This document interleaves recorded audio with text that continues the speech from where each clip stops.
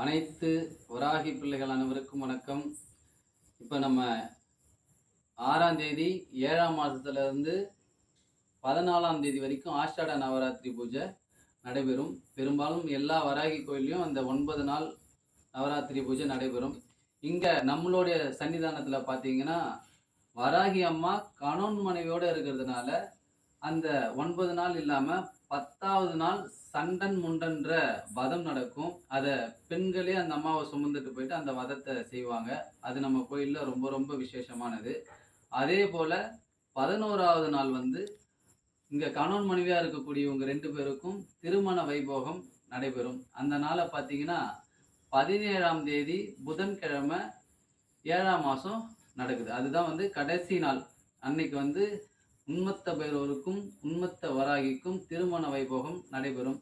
அன்னைக்கு இதில் என்ன விசேஷம்னா, கடவுளுக்கே நடக்கக்கூடிய இந்த திருமணத்தில் அதுவும் இந்த கலியுகத்தின் நாயகியும் நாயகனுமாக இருக்கக்கூடிய இவர்களுக்கு இந்த திருமணம் நடக்கிறது. இந்த திருமணத்தில் அனைவரும் கலந்து கொண்டு அன்னையின் அருள் பெறுவது, பைரவரின் அருள் பெறுவது என்பது நமக்கு ரொம்ப ரொம்ப கொடுத்து வச்சிருக்கணும், நிறைய பாக்கியம் பண்ணியிருக்கணும். அதனால் இந்த திருமண நாள் பார்த்தீங்கன்னா 17ஆம் தேதி புதன்கிழமை 7ஆம் மாதம். அதில் என்ன விசேஷம்னா, அன்னைக்கு பொன் வீட்டார் மாப்பிள்ளை வீட்டார்னு சொல்லி தட்டு வரிசை எடுத்துகிட்டு வைப்பாங்க.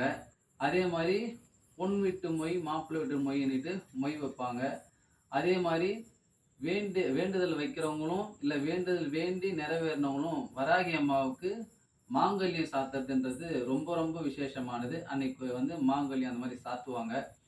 அந்த மாதிரி இதில் குறிப்பாக யார் யாரெல்லாம் சாத்தலான்னு பார்த்தீங்கன்னா, திருமணம் ஆகாதவங்க, குழந்தை பேர் இல்லாதவங்க, மாங்கல்யம் பாக்கியம் நல்ல பலம் பெறணும், தீர்க்க சுமங்கலியாக நான் இருக்கணும்னு சொல்லிட்டு நம்ம எல்லாருக்குமே அந்த ஆசை தான். இருந்தாலும் அந்த வேண்டுதல் வேண்டி அந்த பொட்டு சாத்துவாங்க.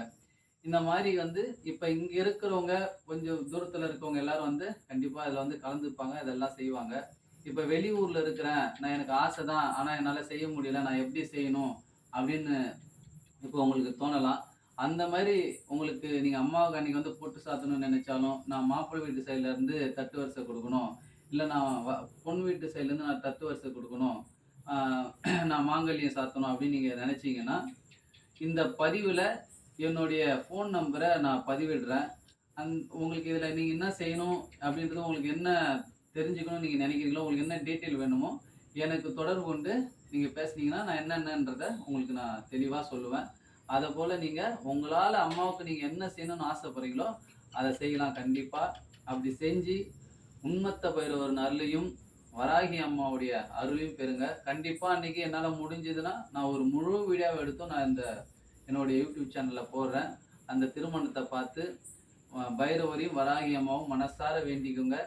எல்லாரும் உடல் ஆரோக்கியத்துடனும் மன மகிழ்ச்சியுடனும் வாழ்க பல்லாண்டு என்று வாழ்த்துகிறேன். ஜெய் வராகி, ஜெய் ஜெய் வராகி, ஜெய் வெற்றி வராகி. என்றும் வராகி அடியேனாக.